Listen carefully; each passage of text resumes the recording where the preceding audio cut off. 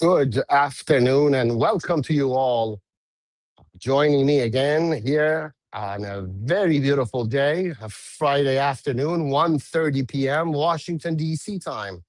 I'm coming to you live on YouTube from Russell Rotunda, one of the main buildings of the U.S. Senate. Today, we had a quiet there here on Capitol Hill, but not much quiet at the White House, and definitely not quiet at the Strait of Hormuz. We're going to talk about the U.S. blockade on Iranian shipping, how much pain and damage it's inflicting on Iranian economy, on the IRGC. We're going to talk about President Trump's claims about how magically somehow in 21 hours, the Trump administration has been able to, or they claim to have been able to, fix the deal with the regime with Iran. We're going to tell you what the Iranian regime is saying in Tehran. And in the end, I'm going to give you a few tips on what's going to happen as far as the crypto market, based on what we keep hearing on how the US Treasury has been going after the IRGC crypto wallets. So tune in, just go get your tea or coffee and come back and sit and relax, because this is going to be a little lengthy live hit. I'm glad that we've been able to come to you live on time, on the dot. So without further ado, let's start talking about the crypto markets. Now, here's a few facts. The IRGC has been trying to evade U.S. sanctions. How do the U.S. sanctions work, and what is the best way to get around them? So, the United States Treasury, the U.S. Treasury, has jurisdiction if there is any trade in the world happening that US dollar is being exchanged between the two parties. As soon as US dollar is involved, US Treasury has jurisdiction over whatever deal that has been. So for the regime in Iran for a very long time, since they've been cut off SWIFT banking, since they've been cut off from any pretty much banking in the world, they had to rely on innovative means to fund their proxy groups or fund their terrorism projects all over the world, because the US Treasury has been consistently cutting the means of making money or transferring funds for the Islamic Republic and its proxies very difficult. So within the past 2 years, since pretty much the 2022, after the COVID breakout in Iran, the IRGC established this national fund.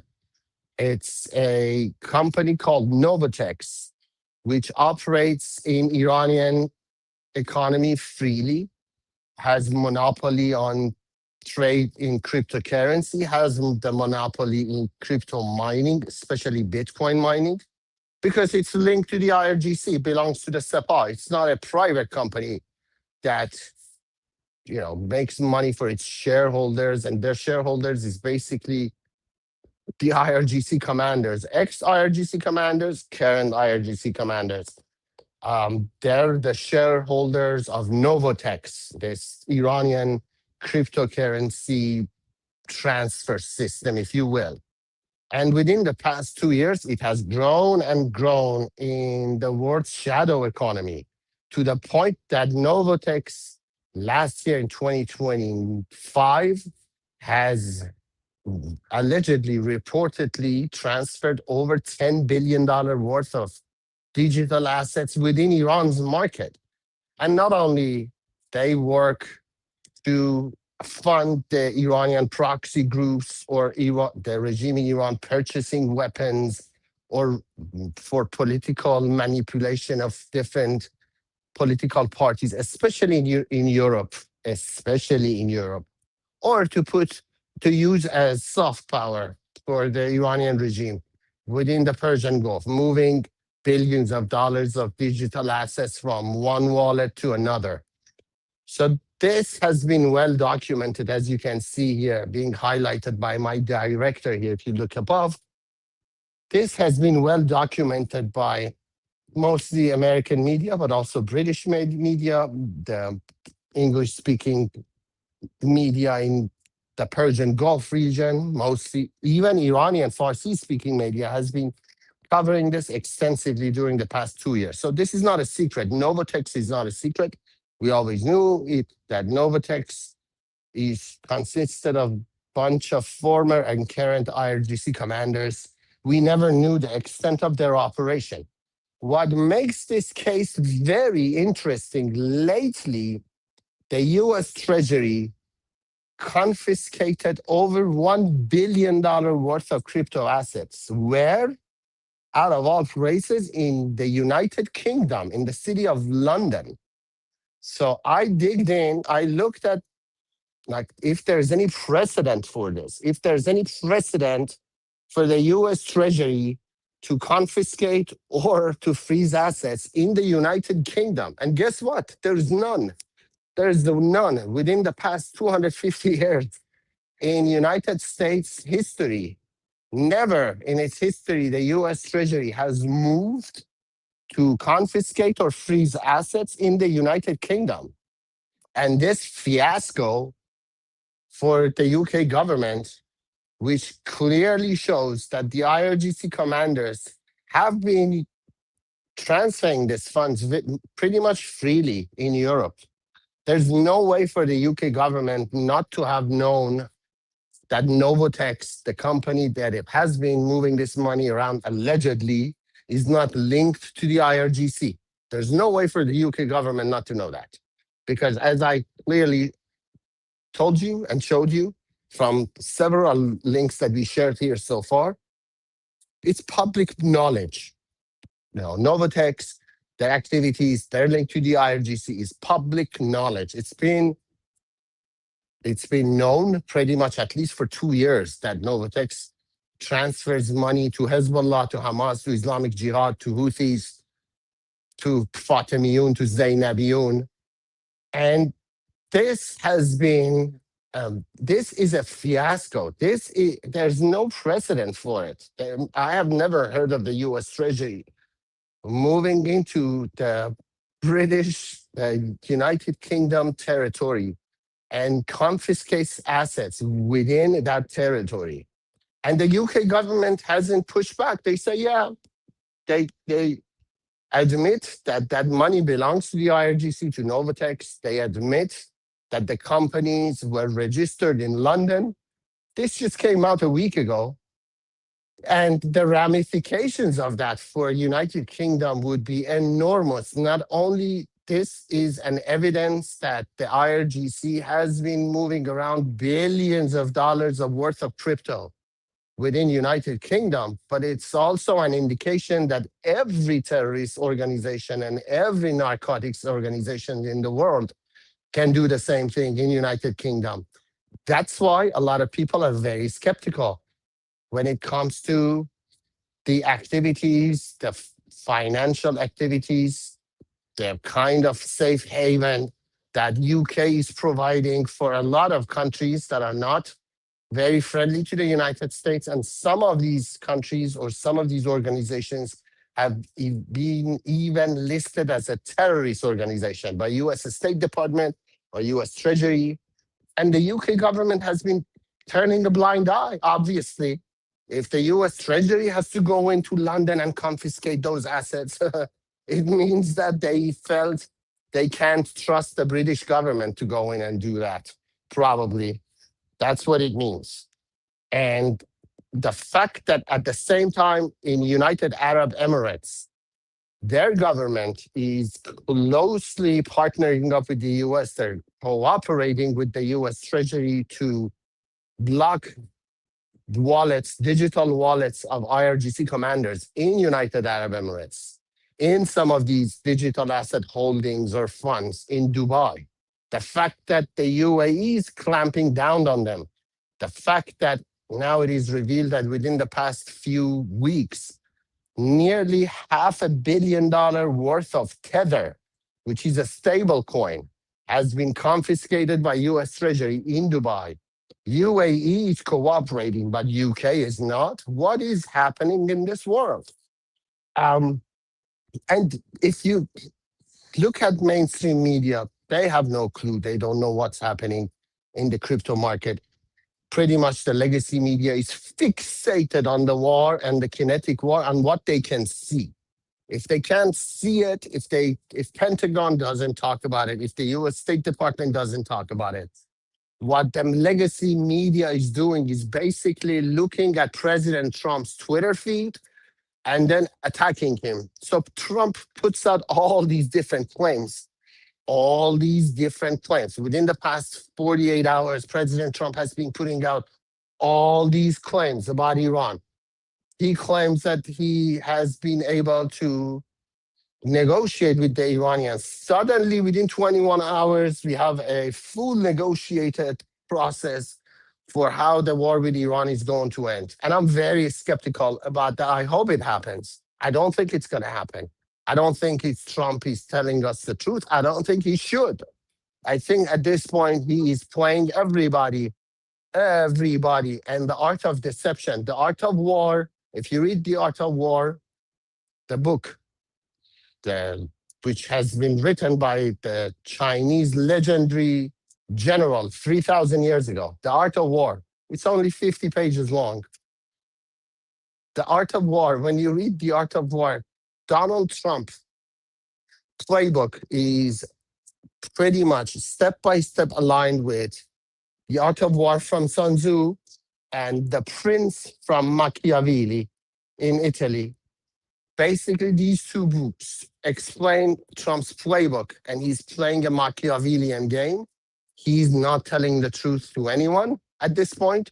He made a lot of claims. President Trump claimed that if the Iranians are going to hand over 400 kilos of uranium. Well, if the regime in Iran wanted to hand over 400 kilos of uranium, we wouldn't have been in this hellhole in the first place. We wouldn't have been at war with them in the first place.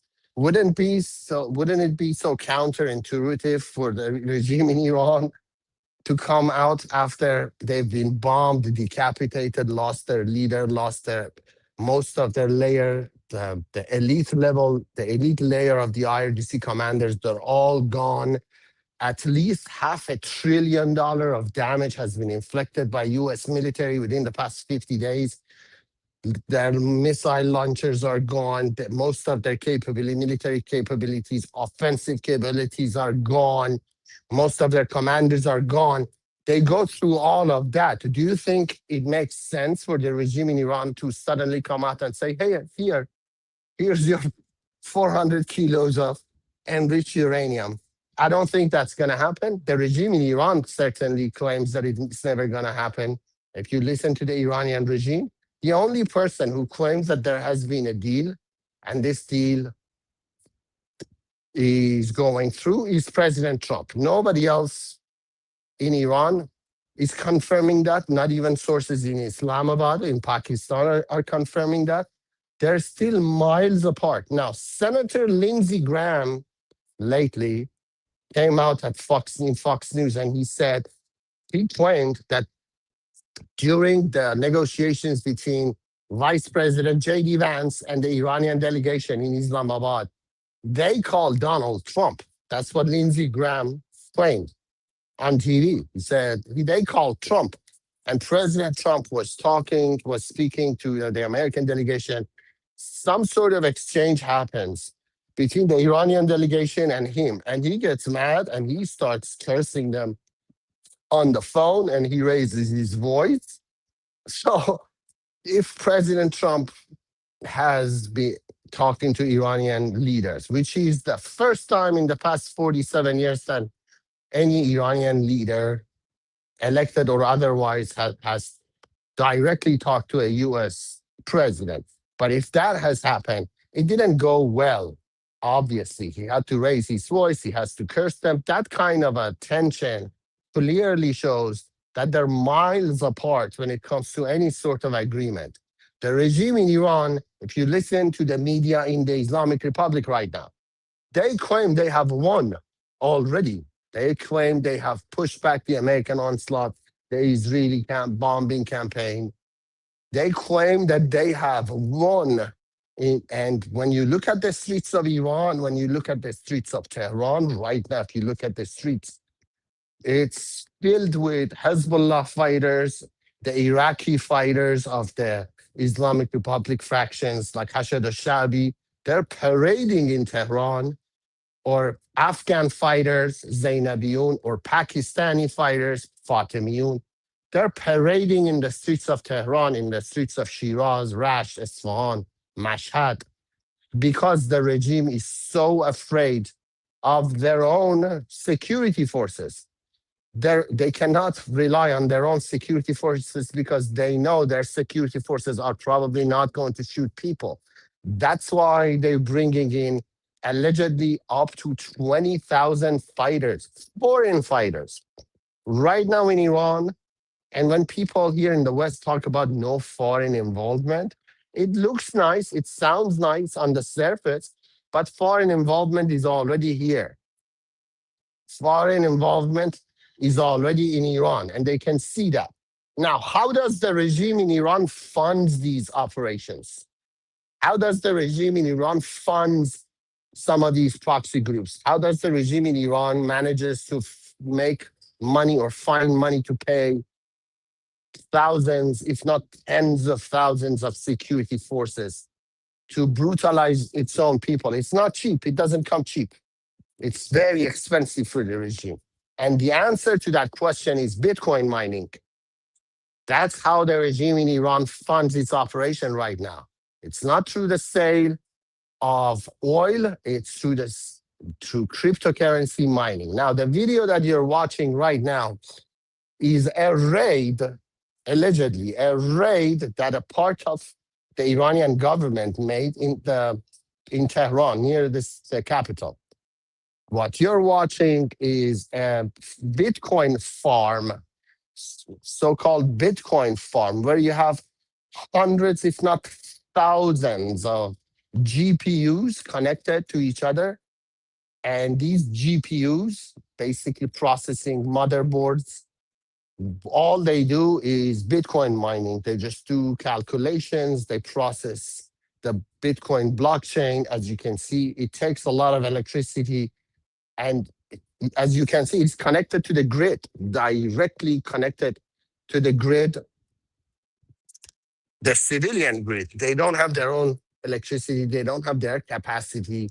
They use the civilian capacity to generate enough power to mine Bitcoins, to pay their proxy groups that are brutalizing their own people.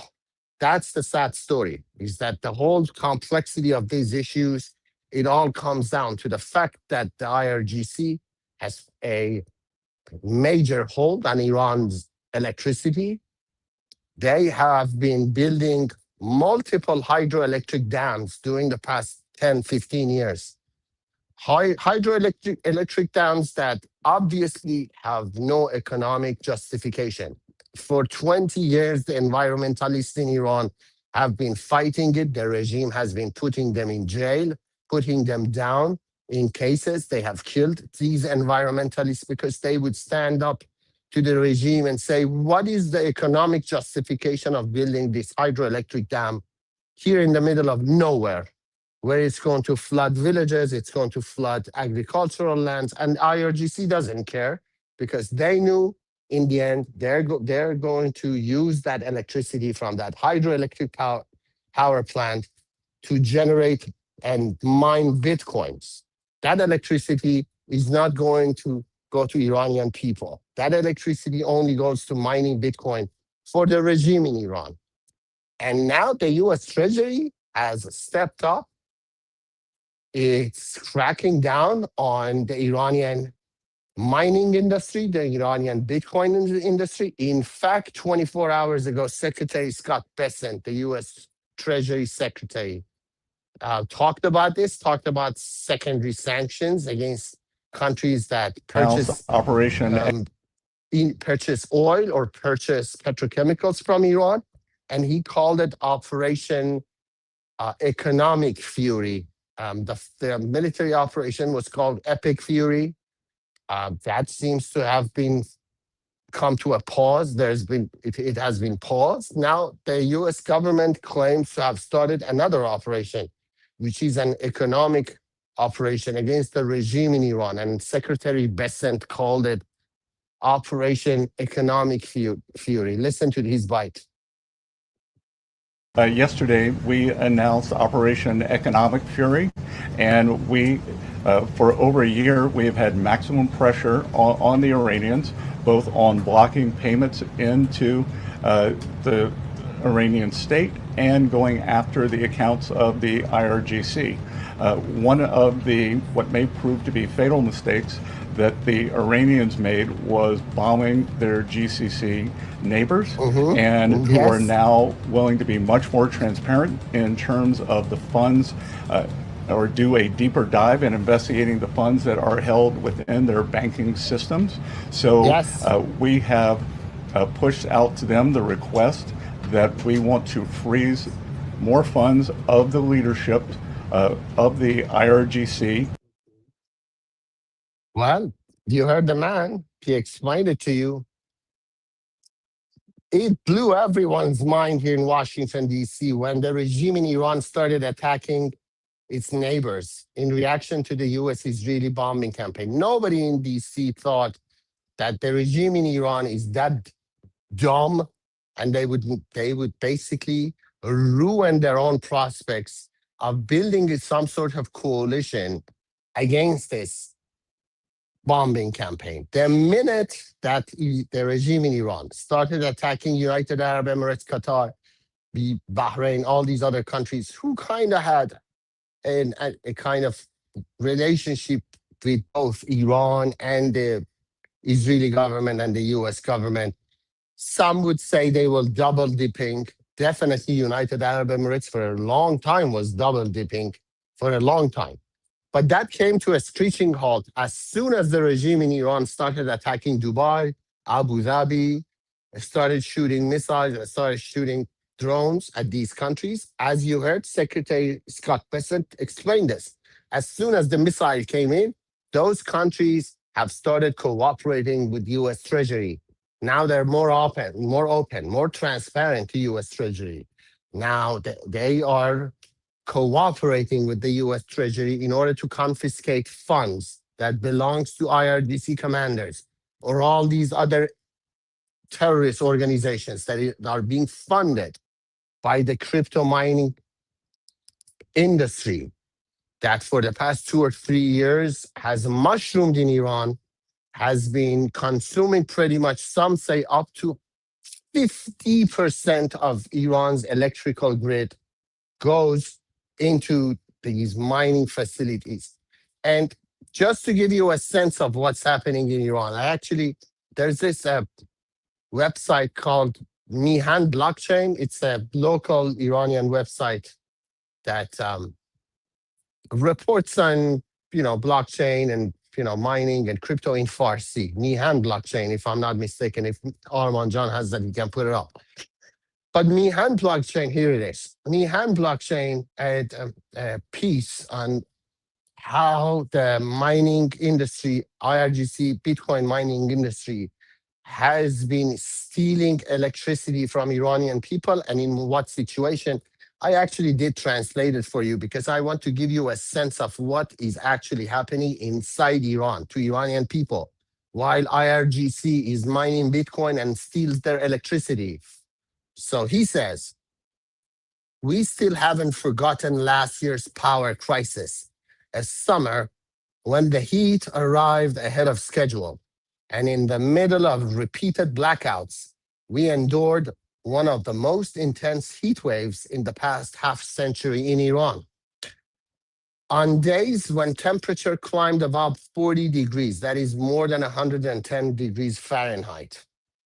On days where temperatures climbed over 40 degrees Celsius, 27 provinces out of 31 were forced into electricity rationing, shutting down government offices and schools. Days when air conditioners were silent, elevators got stuck between floors, and hospital staff listened anxiously to the hum of backup generators. If outages dragged on, ventilators in intensive care units could fail, and electricity became the thin line between life and death. But on those same nights, on the outskirts of the city, behind walls unknown to you and me, another sound could be heard. The constant roar of industrial fans, rows of Bitcoin mining machines, their lights blinking in unison, worked nonstop as if there were no heat, no outages, no crisis at all. Here, the power almost never goes out. And that's how the IRGC, like a parasite, has been sucking electricity out of the civilian grid in order to mine Bitcoins, in order to be able to fund their terrorist activities across the region. And the next step for the US government, well, actually, here's the thing.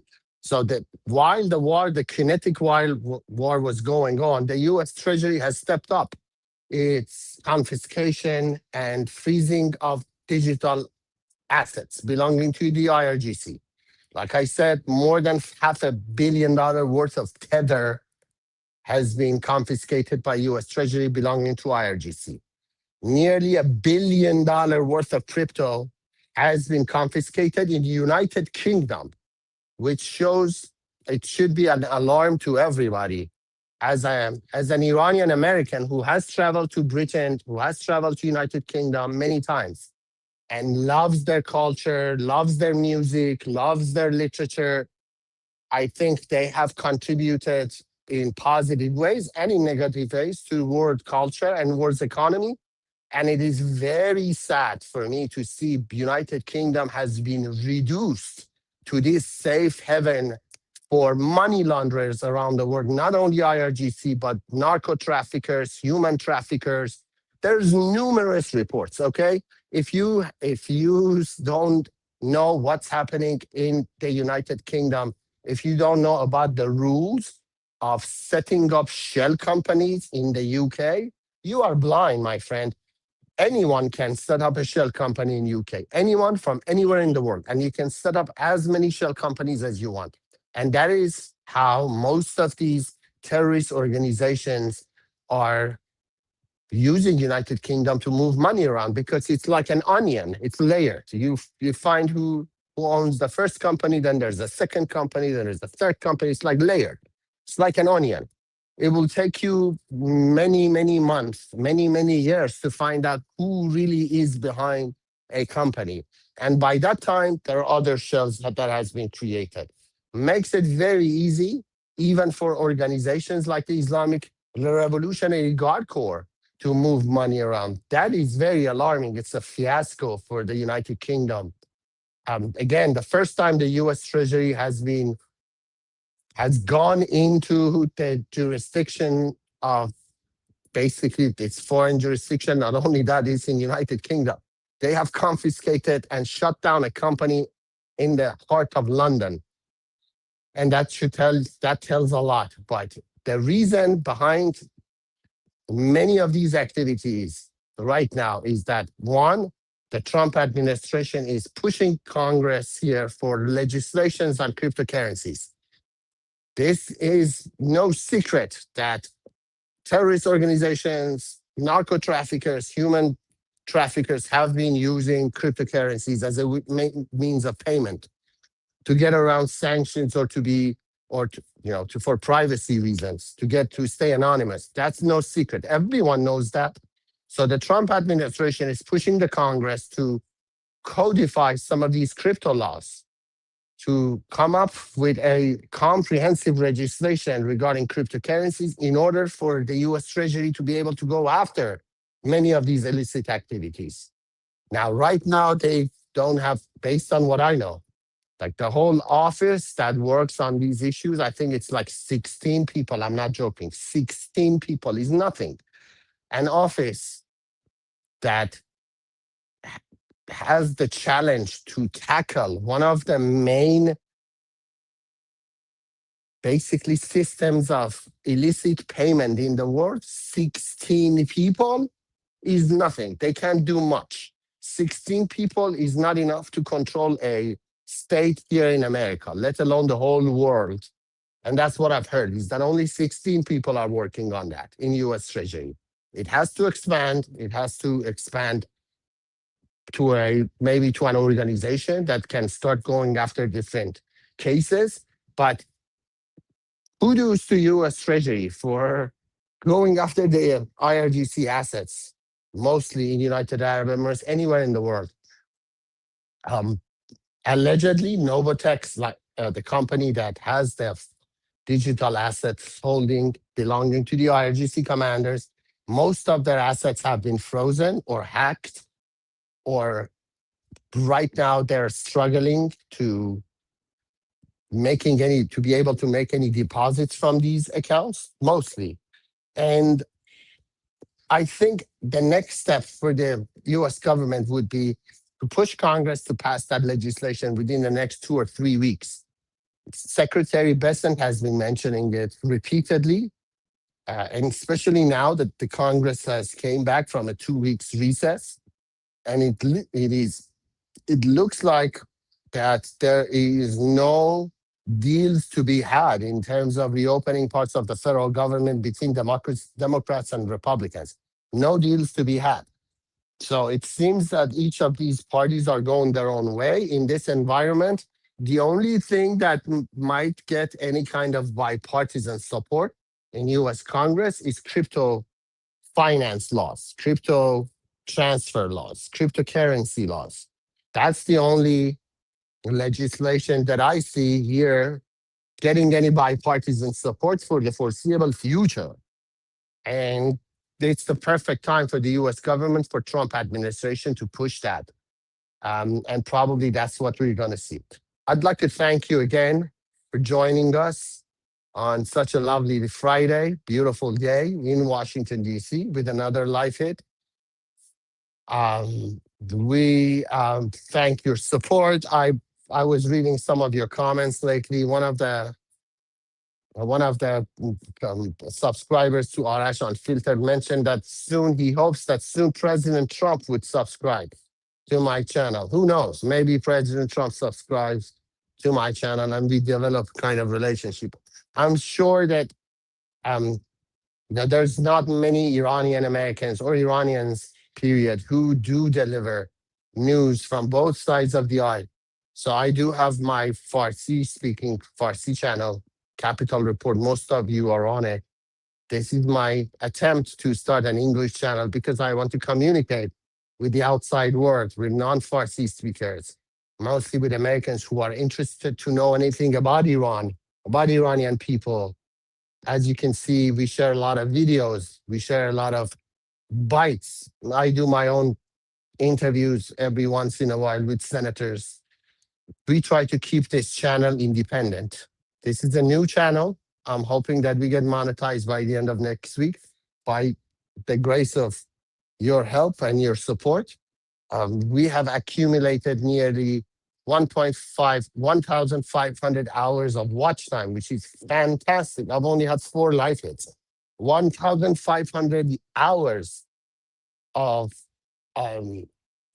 live hits have been watched, and we have to reach to 4,000 before we can monetize. So I'm hoping we soon will hit that mark. Thank you very much for your support again. Like and subscribe, and I hope to see you next week on Monday. Javid Shah.